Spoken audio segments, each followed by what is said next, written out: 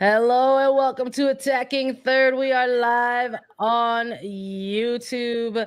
We've got a midweek Challenge Cup preview for you, and we've got U.S. Women's National Team World Cup roster predictions. That's right.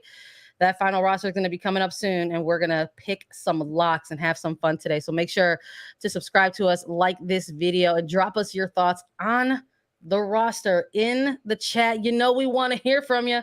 Let's go.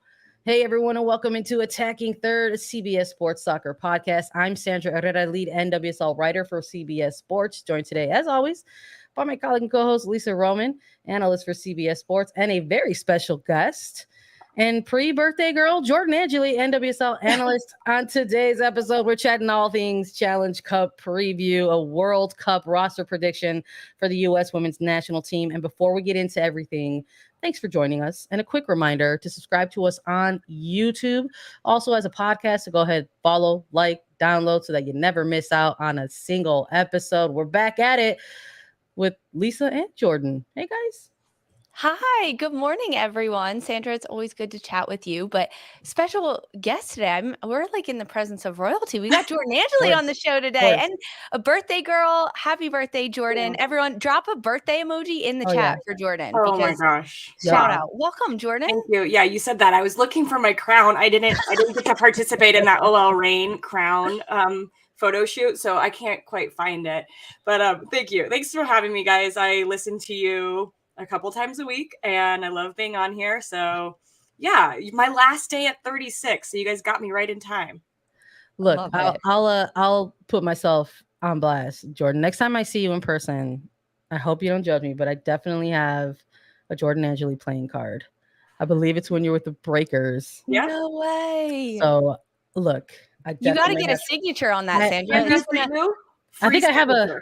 You don't even have to pay the $5 it's going for on eBay. I think I have a plug right here. I think we're gonna make it happen. We'll see. Look, guys, I'm so excited to chat all things women's soccer with you, and we should start this off, I think, with NWSL Challenge Cup before we get into the World Cup locks and predictions there, because I'm sure we've got a lot of things to say there. So let's start with a preview of NWSL Challenge Cup. We've got midweek action going off on Wednesday. You can catch the matches on Paramount Plus, of course. Let's start with a preview of Racing Louisville versus Chicago Red Stars. We've got a Central Region battle. We've got Chicago Red Stars coming off of a win against Orlando Pride in the regular season, their first win in over a month. And we've got Racing Louisville, who hit a bit of a snag, right? They suffered their first loss in a couple of games. They went on a little bit of a run there. Some good form from this team. Savannah DeMello with a lot of breakout play. Jordan, you're our guest today. I'm going to go with you. We like to make picks on this show. I think, and we hold you accountable to them. So just stay tuned. Just maybe going off of recent form. Do you have a winner and a loser in this one? Do you think maybe this is going to shake out to a draw? I think that just when you look at these two teams and how teams have been playing in the Challenge Cup as of this new iteration of it, where it's in the middle of the season, we're seeing a little bit more rotation from teams. Not like they're rotating their whole teams.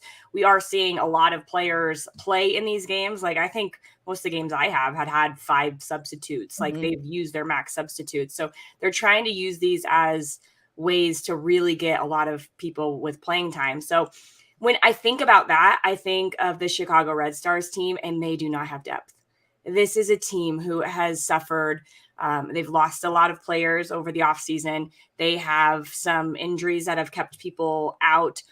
And I think that's going to hurt them in this game. So I'm going Racing Louisville because they do have a little bit more depth.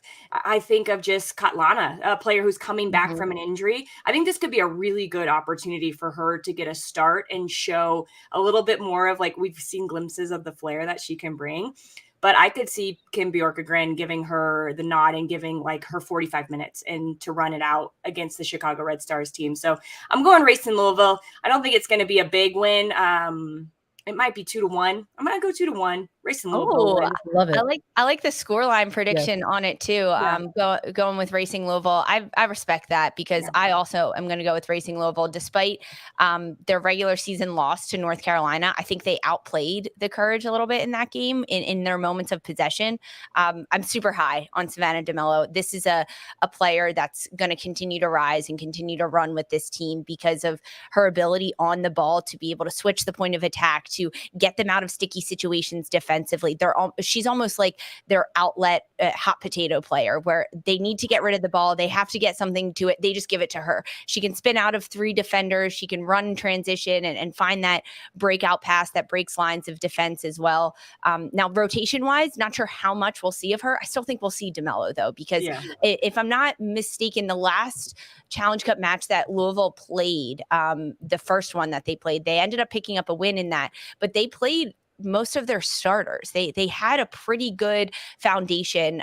They started in the Challenge Cup late, and Kim Bjorkegren wanted to pick up points and wanted to pick up a win. So that's what he did. He played a strong squad. Now, going up against the Chicago side that is very depleted, as you mentioned, Jordan, I just think that maybe we'll see more rotation with Racing Louisville, but the combination between the different players they have, the versatility they have, and the depth, as you mentioned, is going to be crucial for Louisville. I just don't think Chicago is going to have that lucky streak in them. It was lucky that they picked up a win in the regular season. And just to go on the back of that really quick, is they get their goal at the end of the game against North Carolina with a lot of those players in. So I think we're going to see time from Jordan Baggett, who came over in a trade. Picky Yamsa, I bet will play significant minutes. So yeah, I think there's just a little bit more depth to this Racing squad that is going to allow them to get a good push here midweek.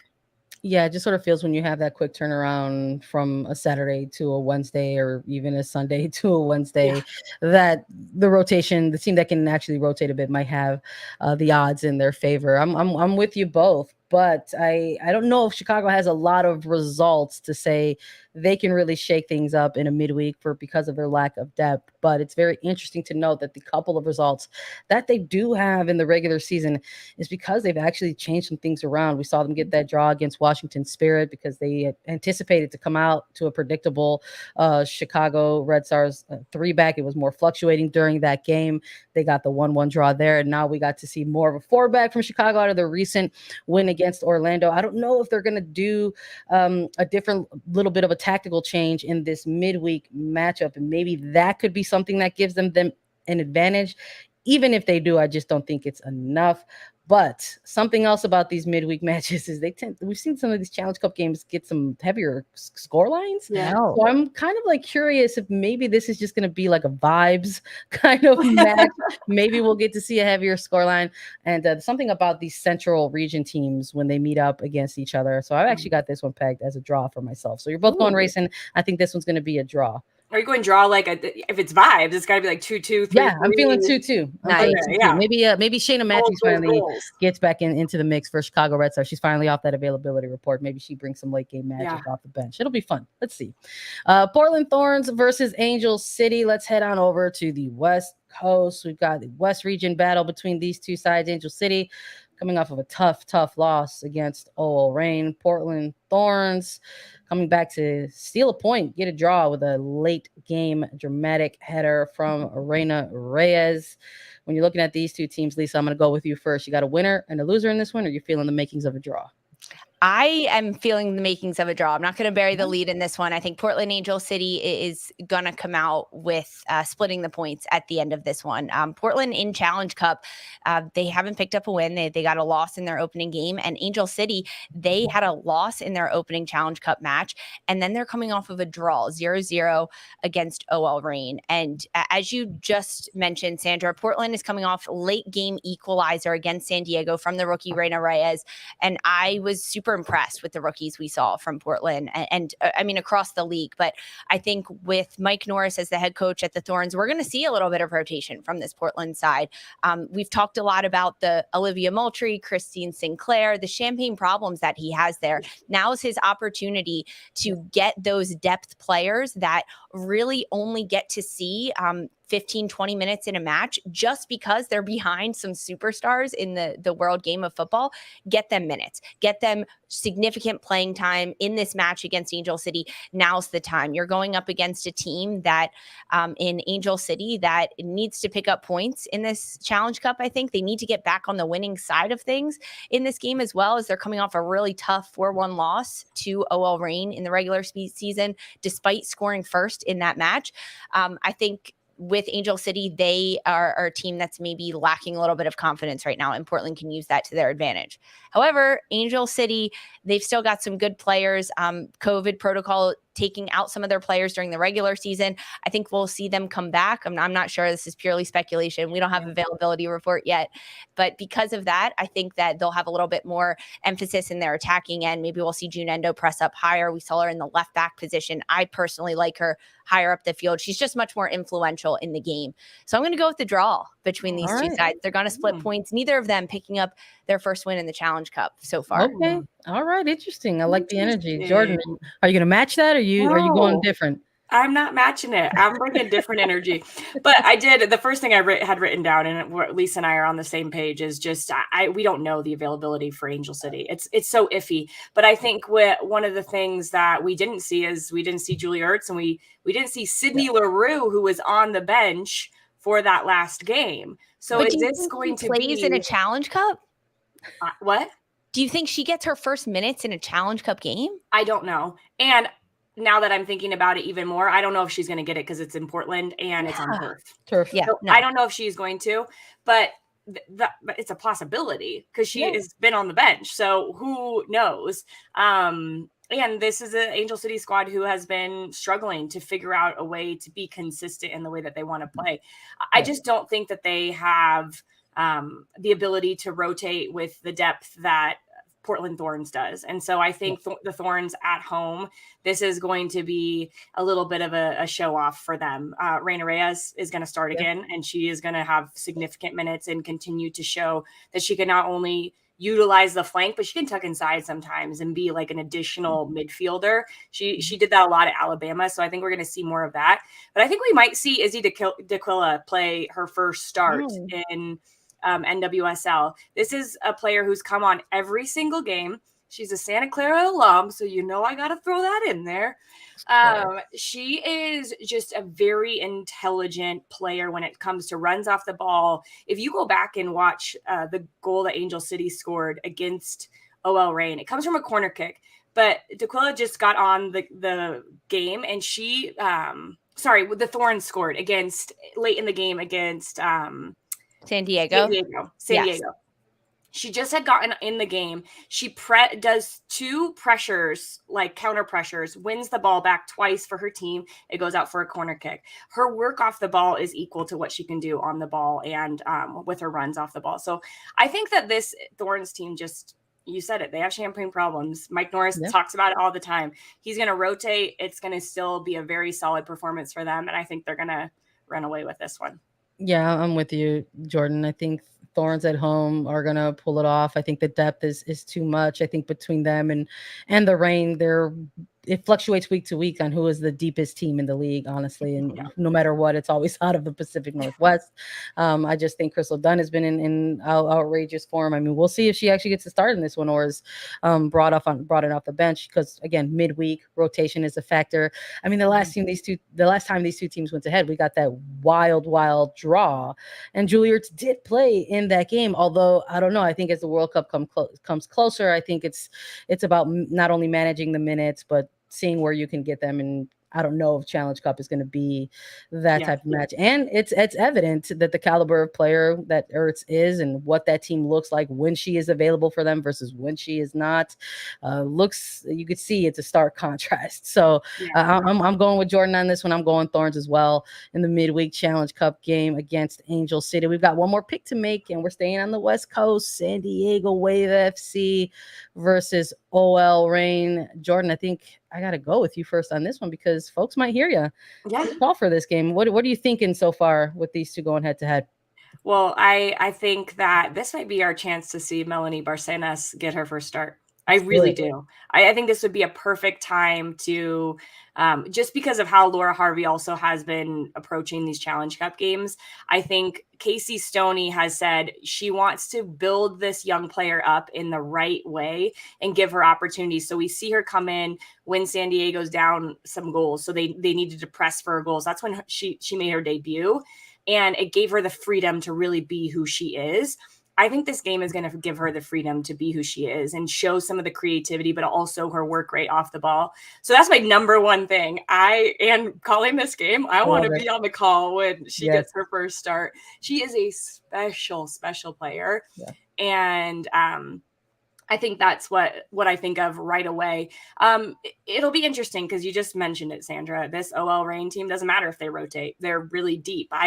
In their previous Challenge Cup game, they started Shea Holmes, a defender from University of Washington, and Ryan Brown, an outside back. Brown plays right back, and she plays it like Sofia Huerta. I thought Brown was the best player for OL Reign the last time they played in Challenge Cup. And I would imagine she gets another start. Harvey was really high on her performance. So I think I'm going to go with a draw on this one. Ooh, high scoring, low scoring? No, I think it's going to be 1-1, lower scoring, but both teams are going to score. I think it is going to be just a solid Reign performance. They're going to have really good moments, but they're going to rotate and we're going to see just their depth. But from San Diego, I think we'll see some of these players who don't always get starting minutes, but I think Korniak will get a lot more minutes, who's a starter for this squad, and help them centrally. Sierra Enge, who's had a lot of minutes, she might play center back. She actually was a center back too, so I could see her giving one of their center backs a little bit of rest and rotation. But I think San Diego is going to put on a show at home. Snapdragon, how cool is that place? Like they have done such a good job. So I think the vibes are going to be high, but it's going to be a 1-1 draw. I like that we all picked a draw in one of these games at least. But I'm going to go a little bit the other way, Jordan, because I think this game is going to be high scoring. Sandra mentioned it for the Louisville, Chicago. She thinks it's going to be no defense, all vibes, all goals. I'm kind of feeling that for OL Reign and San Diego because of the rotation we're going to see from both sides. I'm with you. I would love to see the young player Barcenas get her first start, get a goal, right? Or at least be part of a goal scoring opportunity, whether it's the counter press that helps her pick off the pass that then contributes to the goal. Not sure, maybe she'll get her own one, but Cambreros as well, excuse me, not her. Sorry, I'm looking at a different thing. But with the San Diego side being at home, as you mentioned, I think that does give them the advantage. And I'm going to give the Wave the win and Casey Stoney the win over this OL Reign side. But we're going to see a lot, I think, from OL Reign. I think they're going to put up a couple goals. I think that was the emphasis for Laura Harvey's team over the last week or so of training, not just getting shots off, but quality opportunities and making them find the back of the net. And it took them a little bit to get going versus Angel City in the regular season.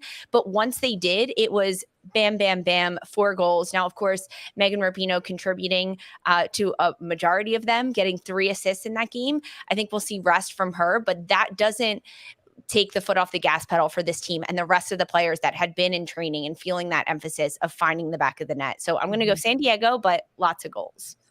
All right, I respect it. I'm not hearing enough about the coaching matchup between you two, and I'm really looking forward to seeing what Casey Stoney is going to bring against Laura Harvey and vice versa. Look, it's the cooler battle. We'll see them both perched on their appropriate throne, probably overseeing what is being played out in front of them. And look, I was really nervous. I thought I almost saved my draw for this game as well, but I'm going to go with the visiting side. There's something about Laura Harvey and how she is taking on this Challenge Cup and its current iteration, how it's kind of playing alongside and concurrent against the regular season, and kind of trying to use that to her advantage a little bit and maybe get those extra minutes for players who are not, who are kind of, part of that big depth that we've been talking about. So I'm looking for a low scoring game. I'm with you, Jordan, on that, but I'm going to go with Reign to get the breakthrough on it. So we'll see. We'll talk about if we were correct or incorrect, and we'll let everybody know when we do the recap of these games. But we have all very different picks, which is a good thing. I like when that happens. Got to have the parity, right? Even on the show. Even on the show. We bring it all the time. We'll take a quick break and don't go anywhere because we're going to chat all things U.S. Women's National Team World Cup roster. Stick with us. 2 teams take a final bow in Budapest. Who on the Europa League history on CBS Sports Network and streaming live on Paramount Plus. Sevilla have conjured magic on the way to a 7th Europa League final where they face UEFA trophy specialist Mourinho and his experienced Roma side in Budapest. Catch the UEL final this Wednesday with coverage beginning at 2 p.m. Eastern on CBS Sports Network and streaming on Paramount Plus. You love to see it. We love to see all of the soccer on Paramount Plus, baby. That's what we're about. Let's pivot. Let's pivot from club soccer. Let's talk about a little thing happening this summer, the World Cup. We are going to start getting final 23-player rosters from 32 participating nations. We already saw the teaser from the Lionesses. They're going to drop a roster on the 31st. And so, we got to thinking we should definitely do our official USWNT roster prediction show, and we should do it when we have Jordan on as our guest. So we're excited. I'm excited to have us go through this and see what similarities we have and maybe some differences across the roster. 23 players. Okay, let's maybe start with that. There was some back and forth about whether or not this was going to be a 23-player roster, considering just 6 months ago we had the men's version of the World Cup with 26 players, and FIFA said, not for you. It's going to stay at 23 players, despite some collective energy from national team head coaches. So we're locked in at 23, and we've got to spout off some goalkeepers, spout off some defenders, some midfielders, some forwards. And we'll see what you guys are thinking, what you're feeling is the best group and collection of players for the United States women's national team to go on into Australia and New Zealand. Lisa, I'm actually going to go with you for this one. We do this typically by position. Last time we had a similar episode to this, we actually did a stock watch. We were taking a look at who was trending up and who was trending down on the basis of club play, because everything that came out of that final international window in April sort of had that push. Like, now we've completed our time together in the build up to the World Cup. Either continue your form and keep up the good work, or work on A, B, and C, right? There were two groups of players that we heard were given some different instructions. So when it comes to the goalkeepers, let's start with positions here. We know there's typically three that are taken to a World Cup. I think maybe this is also possibly the easiest position for the three of us to take a look at. Who you taking to the World Cup, Lisa? Yeah, I think goalkeepers for the United States, I mean, we've seen the same three players being called in for the last year. That's Alyssa Nair with Chicago Red Stars, AD Franch with Kansas City Current, and Casey Murphy with North Carolina Courage. I think we're still going to see those three being called up to the World Cup, despite maybe some recent form. I mean, Sandra, you and I have talked a lot about AD Franch and her yo-yo of a season that she's having with Kansas City at this point, splitting a lot of time with her goalkeeper counterpart, Cassie Miller, with the Current, based on performance, says Caroline Quablum, and based on getting results. And we've seen a lot more time from Cassie Miller. However, AD Franch has the experience with this team at the international level. She's been called in a lot. She's not the number one goalkeeper for this team. And to have that depth and that veteran experience that Franch brings is still going to be crucial for Vlatko Andonovski. I still think Alyssa Nair is going to be the number one, especially after the Chicago Red Stars Orlando game that she just had, becoming the NWSL all-time saves leader, keeping Chicago in that game, allowing them the win because of her shutout and her incredible saves. So she's still my number one, but these are the three I'm going with. All right. Any disagreement on your end, Jordan, for those I three? do. Let's go. I have a disagreement. Drop it. I don't think AD Franch is making the team. All right. Which she is one of the best people, I think, in this group. Just such a kind human being, and I really care for her a lot. But I think it's going to be Aubrey Kingsbury. You do? Right. I think Kingsbury, because it's your third goalkeeper. I don't know how much the previous experience plays into that. I don't personally know. I think you want to make sure the three goalkeepers you're bringing are playing, feel confident in their play, and can step into a game situation and say, I can nail this down. I would say if one of those two, between Kingsbury and AD Franch, was like all-time penalty kicks, we might see that be like really good in penalty kicks. I think we would see that just be the decision there. But I don't think that there is we know enough about that to say, okay, this person's better than this person. So even though Aubrey Kingsbury only has one cap, she hasn't been called into any of the camps in the last year, I'm going to say. That's just my opinion. That's what I think. I'm going Kingsbury because I think she's been playing well. I think she is on a team with other players that are going to be on this roster. A lot of other players are going to probably be on this roster. I just think that her cap is not going to matter. I don't think we're going to see the third goalkeeper anyways. No. But I think that if we would have to, she is in the better form because she's playing every week. Yeah. No, I hear you. I think that's an interesting and valid point to bring up. There's going to be some depth within each position that you look at a certain player scenario where you're just like, are we really going to get to this point?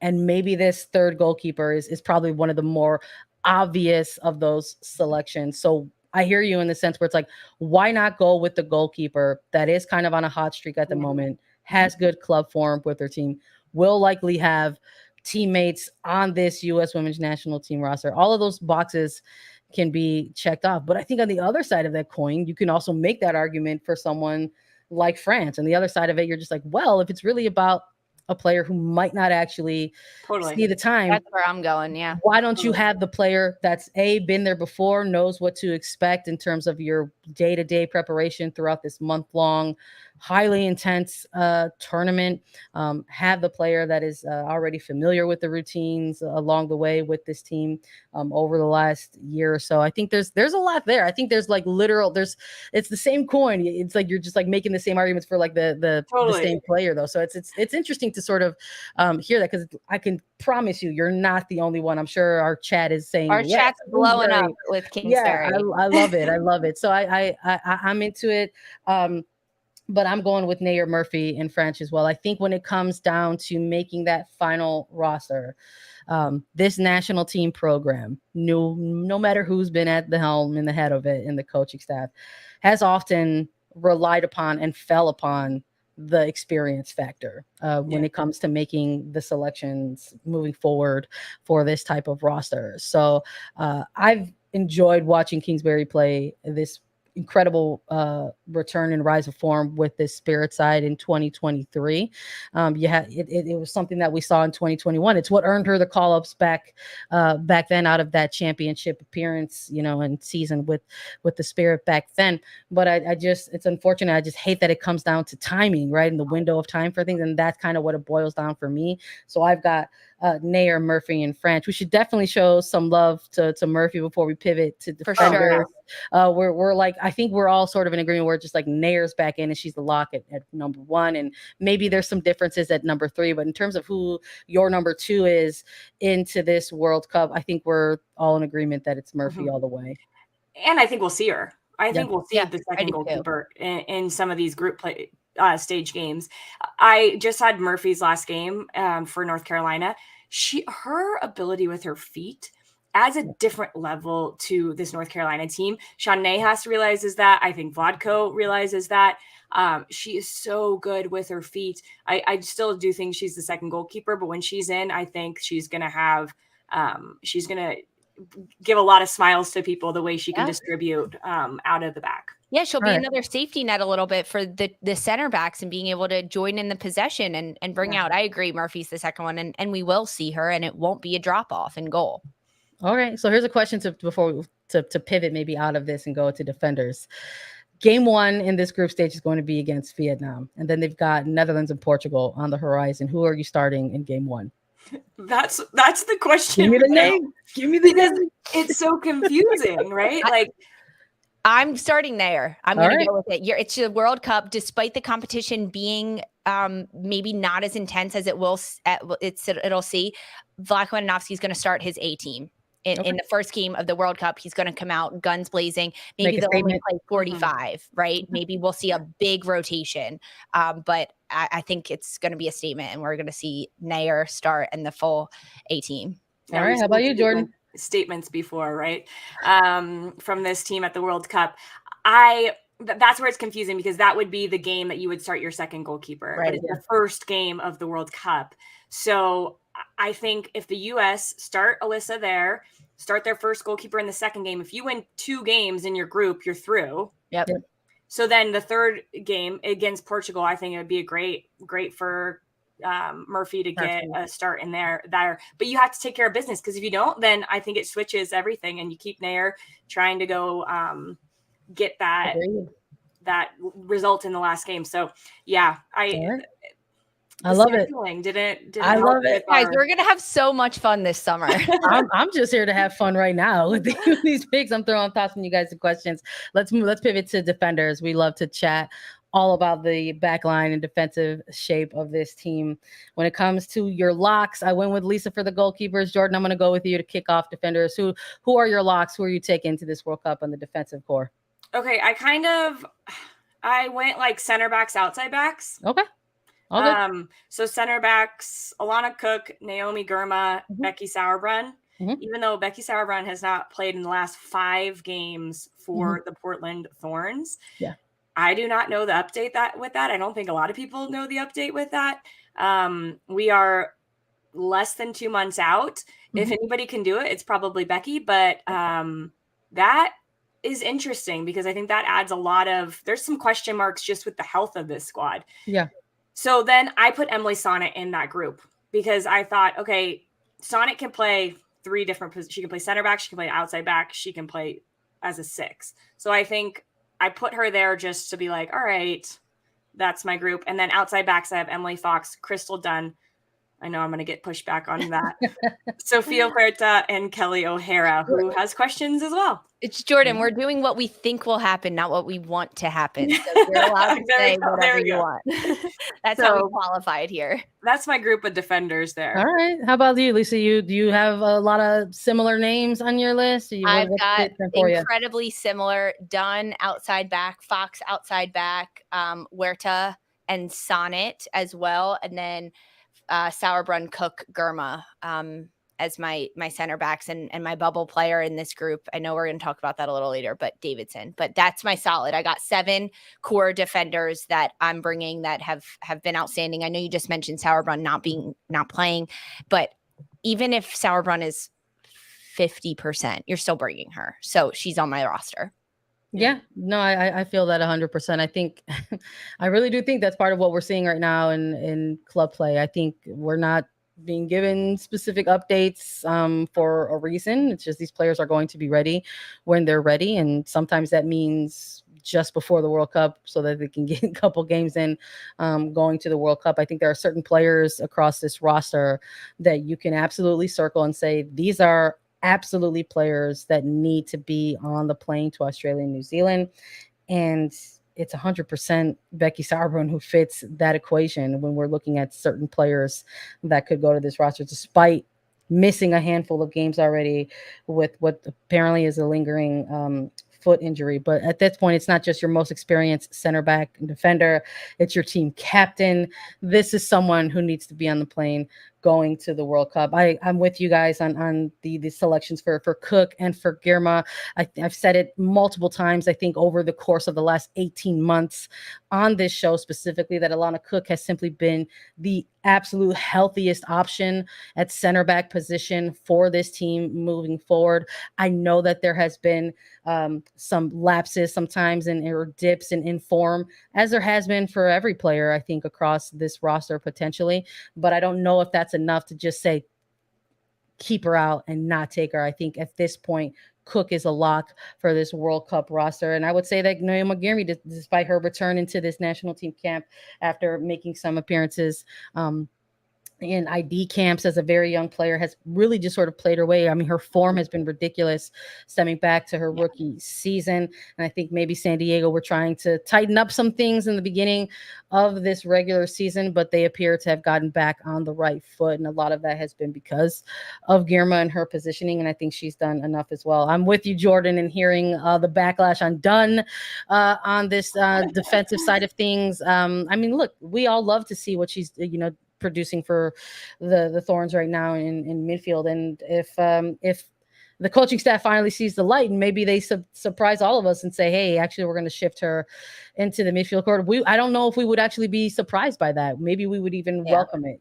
but I don't think they'll switch her like on the roster, but if we see her play midfield, like, she adds that depth because she 100%. Can play. They're pushing. I think they would. Yeah. Yeah. I need to take Kelly Herrera. I need to take her off because I actually forgot somebody on my list, and I'm just looking at my list, and I'm like, wait, I need to switch that. So you're gonna laugh when it's the person that I tell you it is. No, I want to hear it now. Switch it. Oh yeah, Kelly's coming off, but it's an attacker. It's an attacker I'm putting in. So you had O'Hara on there as a lock, and now you said, you know what? I'm actually going to scratch that. She's bubble. Okay, all right, I respect it. Well, I'm going to keep O'Hara as a lock for me, because again, I think just like we talked about with the goalkeepers, about the coaching staff kind of relying on the experience and kind of nabbing the player for the lock with the experience. She's got not just 1 but 2 World Cups under her belt with this program, so I think she's a lock as well. I want to see Huerta on this roster. I want to see Emily Fox on this roster, but I don't know if we will. No, really? She's going. I don't know. I don't know if we will. I really don't know if we will. She can play left back. She can play right back. She's stepped into this team, and she's proven that not only can she contribute when it's more of an attacking game for the United States and send crosses into the box and be a threat, whether it's cutting inside or taking it end line, but she can also defend. No, she's going. I think the move from Racing to North Carolina Courage is actually really put a lot more pressure on the coaching staff to finalize their defenders. I think at one point during this last 6 months in the build up to this World Cup, maybe we had our defenders like as kind of like the easier locks. And over the course of this club play, I think it's made it way more difficult. I think if it's difficult for us, it's got to be really difficult for the coaching staff. And I think this is where it comes down to these fine margins. I think it's going to come down to game scenario and game management. What is the coaching staff going to value in these game specific moments? Are they going to value an outside back that is more, valuable in the attack? Are they going to value more of a center back-esque type of player that you need to lock things down, in 1v1 narrow game situations? Who is that player that they want to take? So I'm very curious about who it's going to be. I want to see Fox on there, and I do have her as a lock. And I think when it comes down to those game-specific kind of game management scenarios, I'm actually looking between 2 defenders in Chicago. I don't know if it's going to be Davidson, and I don't know if it's going to be Kruger, but I think if you're looking at club play, Kruger has had the more breakout and standout club play for this team. And if we're looking at recent form, she's finally showing that she can absolutely be an asset in that attack as well, despite everything that we've heard from Adinowski as claiming her as the best 1v1 defender in the world. And when it comes to taking in games, I can tell you that Andonovski has been to several Chicago Red Stars games to date, and he is keeping an eye on things. So I've actually got Kruger not on the bubble. I've got her going on the plane to the World Cup. Wow. Whoa. Wow. Yup. We'll see. We'll see. I like that out. Yeah. I mean, I think Kelly O'Hara hasn't been healthy, so that also is a big question. There's health questions, I think, in every single line. And so but you have her lock, and you have Kelly O'Hara lock too. So interesting, Sandra. I think Davidson has shown that she's healthy and capable to play, and she's got a World Cup under her belt. Unlike some of these others outside backs that we've listed in Huerta and Fox. True, well. But I personally think that Kruger and Davidson have been very inconsistent. Yes, and I don't think a lot of that. I think part of it has to be them, but they're also coming back from major things, having a child and an ACL injury. So it is going to be up and down. It's too bad it's up and down right now. Yeah, no, absolutely. To me, Davidson and Kruger are both on the bubble. Davidson is probably a little bit closer to the roster than Kruger to me. Sandra, how many defenders do you have? I wasn't counting correctly. I've got 8. I thought so. Okay. Interesting. I love defenders. I know you do. Me too, right. bud. I have 8. Who loves midfielders? Because we're going to talk about those now. Let's chat a little bit about who we're going to see in the midfield for the U.S. Women's National Team. You both had a shot to go first, so I'm going to go first. My lock for the midfielders, of course, I've got Lindsay Herrera. I've got Christy Mewis on there after this incredible run of form with Gotham FC. Andy Sullivan is going to the World Cup for me. And so is Rose Lavelle, and so is Julie Ertz, despite, again, we're talking about players who are working their way back to form that we have not seen for a number of time. I think similar to Becky Sauerbrunn, these are two players that you talk to and say, make sure you just feel right so that you get on that plane. Lavelle and Ertz are going, and I've actually got Ashley Sanchez in my midfield as well to go to the World Cup. Same across the board. I got all the same ones. Me as well. Oh, let's do this. I honestly, guys, I was three positions, but we finally agreed on one. Oh my goodness. You know what? Forth. I think there's room for bubble conversation in this particular position, and we'll definitely talk about that. So since we're all on the lock for 6, give me just to so that we don't just jump into forwards right away. I want you guys to give me your reasons as to why Ertz and Lavelle are your locks, despite not seeing the recent club play. Because they're Julie Ertz and Rose Lavelle. Drop that mic. Drop that mic. Yep. I think Rose Lavelle is, I mean, she's going no matter what, right? If there's certain players that you can look across the United States women's national team roster, and if they are only 60% healthy, you're still taking them. I think Becky Sauerbrunn is one of those players. Rose Lavelle is one of those players. Julie Ertz is one of those players. You look at Ertz playing in the Tokyo Olympics a few years ago, she was not 100% to play, and she still played the majority of the games and helped them win a bronze medal. That's exactly it. And I think that these conversations that Vlatko Andonovski is having, not only with the players, but with their club coaches, is on the conservative side for some of those players, Rose Lavelle, Julie Ertz. If they're feeling a bit of a knock, maybe they don't need to push it. And that's why we haven't seen them a lot of times in games. Get them recovered for the World Cup, because they're going to have a really hard, tough time playing come June and July, or coming July and August. Rose Lavelle has been out, almost 2 months now? She hasn't played since the first April friendly against Ireland in April. So nearly 2 months. Mm-hmm. That's 3 months at the end of June. It's 4 months at the end of July. You do not need Rose Lavelle in this midfield until knockout rounds. You do not need her. Yeah. So can you work her up into fitness, into whatever is going on, to make sure she's ready for those? Because she performs when it's on the line like nobody else, I think, on this team. And then Julie Ertz, it's amazing just with the number of games she's been back, how each game there are little moments where you're like, whoa, she just did that better. Yep. She just did that better. She just got out of pressure, connected. She juked somebody, switched the point of attack. There's moments where you're like, she knows what to do, but now her body is catching up with her brain, which takes some time. And she's going to be fine. And you need depth at the 6 position, right? Up until this point that she has. So exactly. That, like dog.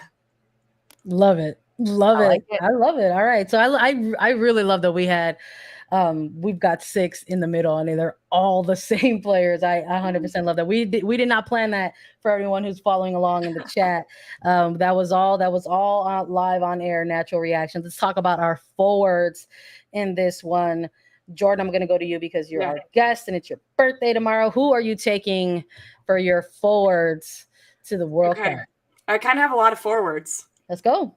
And remember, I took Herrera off. That's right. Remember, you get an extra slot. We'll give it to you. I'm going to go straight away. Ashley Hatch is the first one I had in this. Alex Morgan, Trinity Rodman, Sophia Smith, Alyssa Thompson, Lynn Williams, and the person that I didn't have on my roster, Megan Rapinoe. Sorry, Megan. I don't know how to put your name on there, but you'll be in there. But I also think she's one of those, like, she's been so inconsistent with injuries that it's a hard one to be like, you're definitely playing. But if I think Lisa has said this many times, if she's available, she's going. So that's a big group. But that's my forward groups, and I just see goals. That's all I see. Totally. All right, Sandra, how is yours looking compared to Jordan? I mean, it's pretty similar. There's a player that I've gone back and forth on a lot. So I guess we'll just talk about it in the bubble. But I think it's funny that Jordan said, I put Hatch first. I put Rapinoe first for that reason, because I was like, I better not forget Megan Rapinoe because she's going to the World Cup. So I got Megan Rapinoe listed. Me. Yeah, I put Megan Rapinoe first on this list because I was like, oh my God, I almost forget. And which is funny because we're literally just talking about recent form, and she's coming off of a game where she just became the 5th player in league history to record 3 assists like it's nothing. And I'm with you, Jordan, on, in terms of the form and building up into minutes. We saw it was kind of a real slow burn for Megan Rapinoe at the beginning of this season, but she's getting the big chunks of minutes, I think, when it really matters most for the national team program and the build up to the World Cup. I think her inclusions on these national team camp rosters in the past have looked a little bit different in terms of her role and what it's going to be for this team. And I expect that to be the same energy going into this World Cup. I don't know if maybe they start Megan Rapinoe in that game, in that opening game against Vietnam, to just sort of see where she's at on the international level, because she was a player that didn't see a lot of international minutes as the team was sort of wrapping up things in 2023 during those international windows. So maybe this is a player that we know is going to be on that plane to the World Cup, and maybe she's one of those attackers that does get the start against that first group match. But I'm also looking at the other veteran and Alex Morgan going on that plane. I think you absolutely have Sophia Smith. The coaching staff has said that this is a player that they wanted to build that attack around. I think in light of losing Mal Swanson, Trinity Rodman is absolutely on that plane to the World Cup. She's a player that can maybe fit a similar profile if you're looking for kind of that like for like swap, and someone who isn't afraid to play on either side of the wing. 100% for Lynn Williams on that plane. There's just no way she's going to miss out on the World Cup. Not only is she back in form, but this player was a preferred player for Vlatko Andonovski when he first took over this national team program. She is probably what you could consider a prototypical Andonovski player for the system, and that he wants to have moving forward. So the fact that she's just getting back into starts and racking them up, she's going to the World Cup. And I am torn for the final slot between Alyssa Thompson and Ashley Hatch. I'm going to go Thompson. Because you have all those defenders in there. I do have all those defenders. I'm going to go Thompson for now, just because I want to have an X factor, and I think Thompson's going to do that X factor for the team moving forward. How about you? I respect that a lot. I think that over the last several months, since the January camp, since at the end of last year, the November windows, I've had a number of players that have been on my lock since then. Alex Morgan being one of them, Trinity Rodman being one of those for me, that for a long time she's been going. Lynn Williams, since she came back, she was a lock. Sophia Smith, Megan Rapinoe as well. And then, of course, Mallory Swanson. And unfortunate to Mallory Swanson, she has suffered that patellar tendon rupture. She will not be there. And then watching the form of the NWSL, Alyssa Thompson was my replacement. Not like for like, but my replacement in terms of, okay, Swanson's not going to be there. Who are you bringing in? Who are you going to have step up? And watching Alyssa Thompson seamlessly transition into the NWSL and playing with Angel City, she looked like a professional from the first 5 minutes of the first game that she played. And that's a transition that I was a little nervous for her as a young 18-year-old. There's 2 ways you can go. You can be young and naive and still rock the show, or you can be have a bit more maturity and have a bit more professionalism towards your game. And I think that's what we're seeing with Thompson, which makes her a national team player in my eyes completely. So she's on this plane no matter what. Another one that's been a bit of a bubble player for me, but is on my roster, Ashley Hatch. I think at the start of this year, she was not on my roster based on her play with the national team, rather her lack of play, her lack of minutes, and her lack of being able to do much when she got on the field with the national team. Finish, yes. That her job is to finish. Her job is to find the back of the net. And she wasn't doing that. So to me, it was like, okay, we're going to take other players over top of her. Now, despite injuries towards defenders, midfielders in my roster, and Hatch's most recent form with Washington, no, she's not. In my eyes, she's not being the best player on the team. But I think her ability to play with Rodman, with Sanchez, with Sullivan elevates her status. So Ashley Hatch is on my roster. All right, I like it. We're having some fun with the attackers, and I think this is a good transition because it sounds like we've got some players that we really think still have a shot, but are definitely on that bubble. I'll ask you both your bubble players right after a quick break. Said I'm fired up. I'm sorry your time's up. I see the time up. Came from the ashes, I rise up.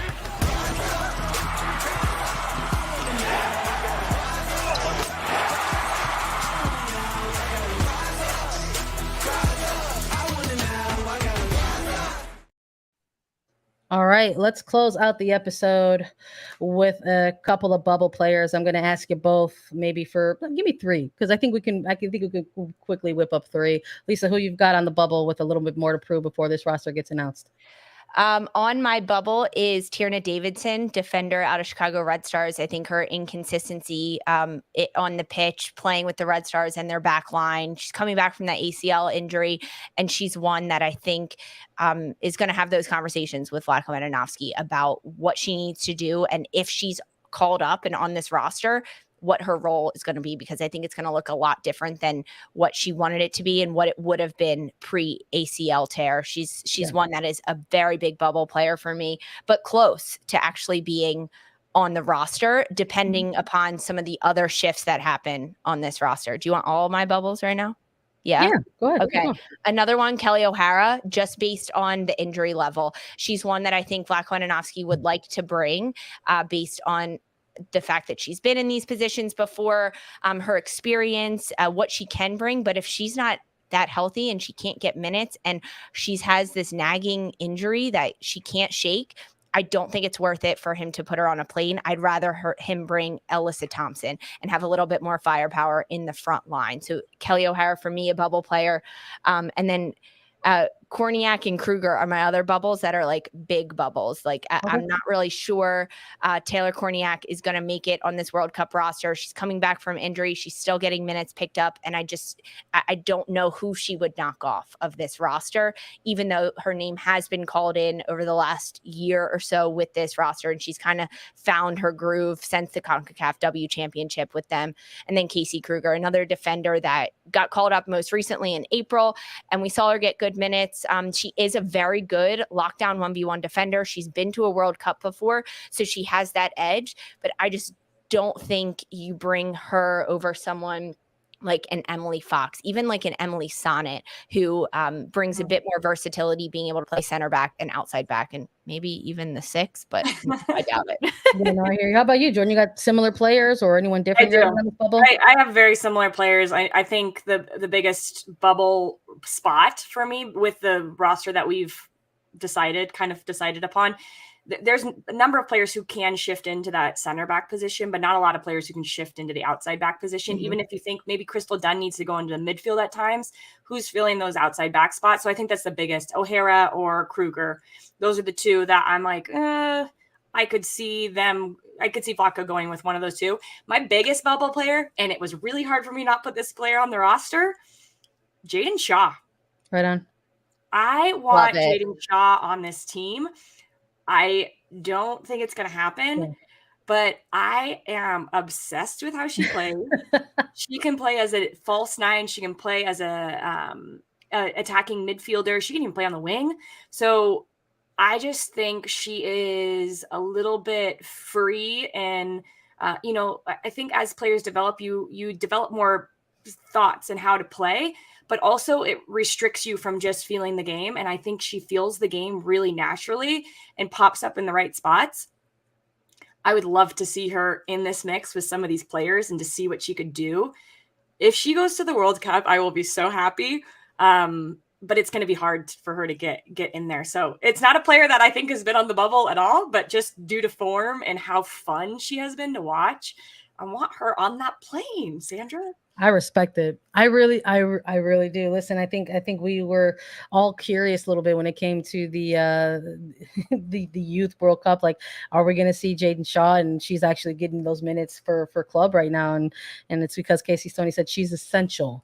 To the way that's the caliber of player that she is. And so I'm with you 100%. It's almost kind of like maybe we could have seen her in some camps to really kind of give her a real kind of bubble shot at this. I think maybe she's a long shot bubble player. Yeah. I hear all the arguments I hear all the similar arguments for, for Hatch and for Kruger, even Davidson. I think at this point, I mean, I would actually consider Sonnet a bubble player at this point.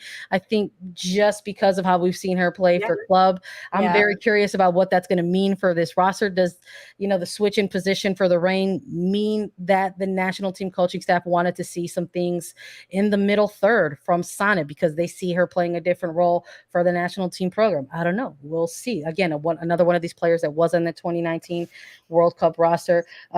Casey Kruger, I got her as a lock, but I respect the pick for the bubble. I think those are all very valid points and arguments. I mean, this is a player that has been with the national team program for quite some time, despite making her return back from pregnancy and the birth of her son.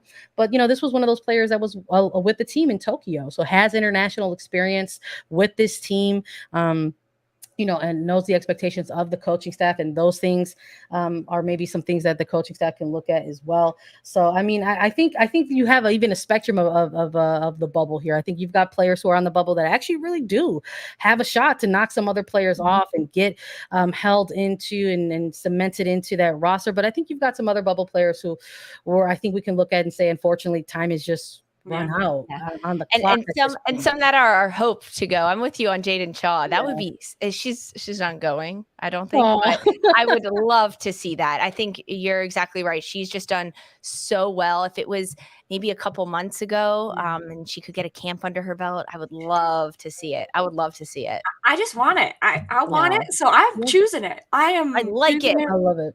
I like it. Sometimes we have the power here, but usually we don't. Not at all. I'm interested. No one, a lot of people in our chat talking about this, and sometimes I just like to entertain the fans because it's fun to see reactions. No Sam Coffey on either of your bubble. Is there a reason that she's not on there, or just hasn't really given you enough, and that spot's kind of already filled?